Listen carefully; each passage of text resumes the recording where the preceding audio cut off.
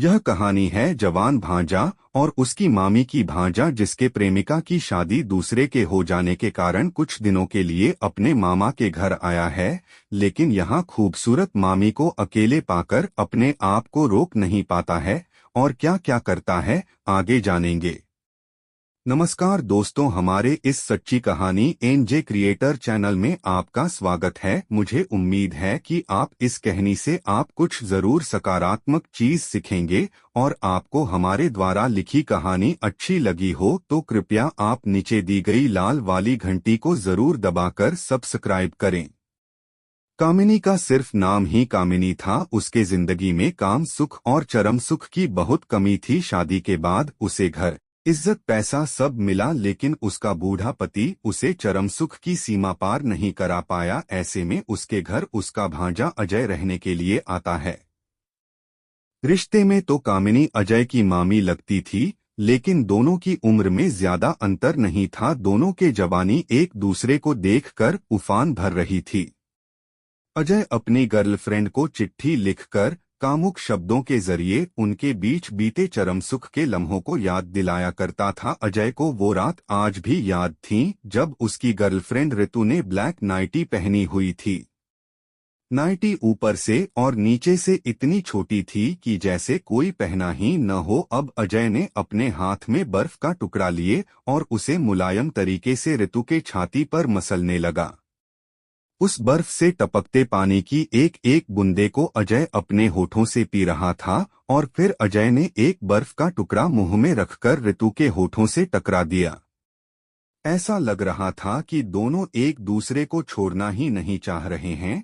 फिर अजय ने ऋतु के कपड़े निकालना शुरू किए। ऋतु काली ब्रा पहनी हुई थी जिसमें वो चांद सी खूबसूरत दिखाई दे रही थी। उसके उभार ऐसे लग रहे थे मानो जैसे पक्का हुआ अमरूद हो। अजय पर खुद मानो होश ही नहीं था। वो ऋतु को बाहों में भरकर प्यार किए जा रहा था। अजय ने अब भी अपने बर्फ का खेल बंद नहीं किया।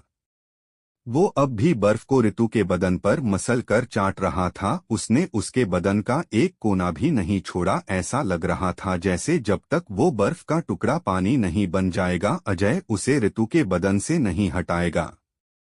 ऋतु के चेहरे का भाव ये बता रहा होता है कि वो दूसरी दुनिया में जा चुकी है। अब अजय ऋतु के ऊपर आकर उसे प्यार करने लगता है। ऋतु को जो आनंद मिल रहा था उसे शब्दों में बताना जरा मुश्किल ही है।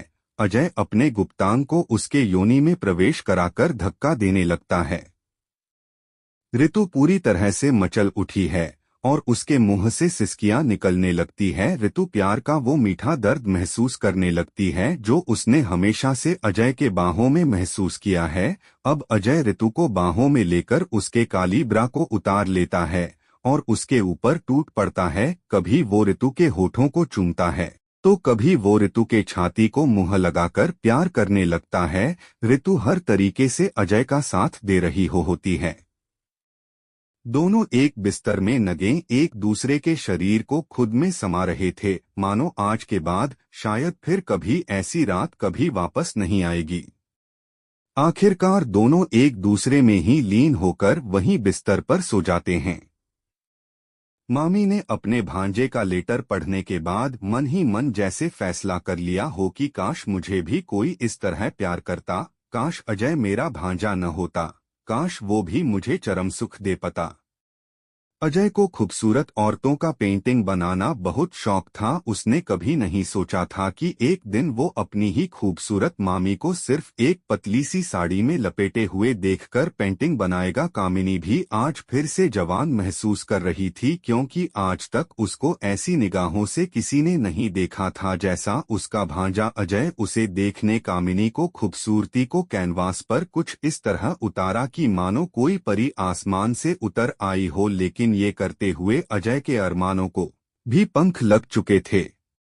वहीं दूसरी तरफ कामिनी भी चाहती थी कि किसी तरह अजय उसके पास आकर के उसे छू ले, लेकिन एक कलाकार तो कलाकार ही हैं। वो कामिनी के पास गया और उसे छुआ भी, लेकिन अपने हाथों से नहीं बल्कि अपने पेंटिंग ब्रश से उसने कामिनी के शरीर पर ऐसे ब्रश चलाया जैसे कामिनी का शरीर कैनवास और उसके जिंदगी के बेहतरीन तस्वीर बना रहा हो। उसकी इस हरकत से कामिनी का शरीर भी मचलने लगा था और वो अजय की छुअन के लिए तड़प उठी थी। अजय ने आगे बढ़कर उसके नाभि को चूम लिया और कामिनी का बदन थरथराने लगा। जहां अजय के होठ कामिनी की नाभि को चूमने में लगे थे, वहीं उसके हाथ पैरों से होकर उसके जांघों के बीच तक का सफर तय कर रहे थे। अजय के होठ और उसके हाथ कामिनी के शरीर को ऐसे छू रहे थे जैसे कोई शिल्पकार खजुराहों के मूर्ति तराश रहा हो। अजय अब घुटनों पर आकर कामिनी को नाइटी उतार देता है और उसके बदन को जी भरकर रसमलाई के तरह चूमने लगता है। उसकी जांघों को, हाथों को, पेट को अजय के चुंबन से कामिनी इतनी उत्तेजित हो जाती है कि उसके खुद पर से काबू हटने लगता है। दोनों एक दूसरे में चाय और चीनी को तरह मिलने लग जाते हैं। अजय इतने दिनों में जो खुशी महसूस नहीं को थी, आज अपनी मामी के साथ वही सुख फिर से पा रहा था। अब अजय मामी को पीठ को दरवाजे से टीकाकार बेतहसा चूमने लगता है। अजय का एक एक चुंबन कामिनी की शरीर की एक एक उभार पर नकासी कर रहा था। वो उसे चूमता हुआ ही ऊपर चढ़ गया। उसके हाथ कामिनी के साइन के उभारों पर टिके थे और उसके कमर कामिनी के पैरों के बीच झटके मार रही थी। वो कामिनी को चमर सुख का एहसास दिला रहा था और कामिनी की कराएं उसे और उत्तेजित कर रही थी। धीरे धीरे दोनों की सांसें तेज हो रही थी और उसी के साथ तेज हो रहा था चरम सुख का वो एहसास जिसमें कामिनी और अजय का जिस्म पूरी तरह लिपटे थे।